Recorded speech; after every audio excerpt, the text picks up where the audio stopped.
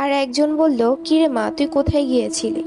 তোকে 2 দিন ধরে কত খুঁজলাম, কোথাও পেলাম না। আমি মাকে বললাম, মা কি বলছে এইসব? আমি তো নামাজ পড়ে মাত্র ঘুম থেকে উঠলাম। বাবা বলল, হ্যাঁ ওনার ঠিকই বলছে। আমি ফজরের নামাজের সময় তোর মাকে ডাক দিতে গিয়েছিলাম, তোর মা আবার তোকে ডাক দিতে গিয়েছিল।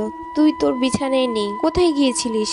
এত খুঁজলাম তোকে, কোথাও পেলাম না। বাবার কথা শুনে আমি তো অবাক হয়ে গেলাম। আমি 2 দিন কই ছিলাম? ভয়ে আমার শরীর শিউরে উঠল। বাবা এইসবের পরে আর চুপ করে বসে না থেকে তিনি বিকেলের দিকে বাবা একজন কবিরাজের কাছে গেলেন। কবিরাজের বাসা ছিল আমাদের গ্রাম থেকে আরো 2 গ্রাম পরে।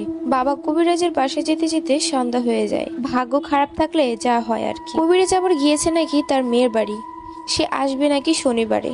মন খারাপ করে বাবা বাসার উদ্দেশ্যে রওনা দিল। বাবার কাছে কোনো টর্চ লাইট ছিল না, তার কাছে ছিল কিছু পাটকাঠি। সবগুলো জ্বালিয়ে দিয়ে তিনি বাড়ির পথে রওনা দিলেন। কিছু দূর যেতেই পাটকাঠিগুলো শেষ হয়ে গেল।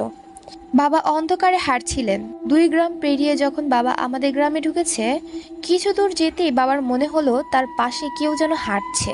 ডানে বামে কাউকে না দেখে তিনি ভয়ে আরো জোরে হাঁটতে শুরু করলেন। সামনেই একটা পুরনো কবরস্থান। তার মনে হলো যে কেউ একজন পাঞ্জাবি পরে দাঁড়িয়ে আছে। বাবার মনের ভুল ভেবে সে আবারও হাঁটতে শুরু করেন। তারপর বাবাকে কেউ একজন যেন নাম ধরে ডাকছে, ওমর, ওমর, কই গিয়েছিলি? কবিরাজের বাড়িতেই গিয়েছিলাম, কবিরাজকে পাইনি। কবরস্থানের দিকে কাউকে দেখতে পেল না বাবা। তাই তিনি কিছু না ভেবে এক দৌড় দিয়ে বাসায় চলে আসেন। দীর্ঘ 1 সপ্তাহ পর বাবা কবিরাজের দেখা পেয়ে তাকে সব খুলে বলে।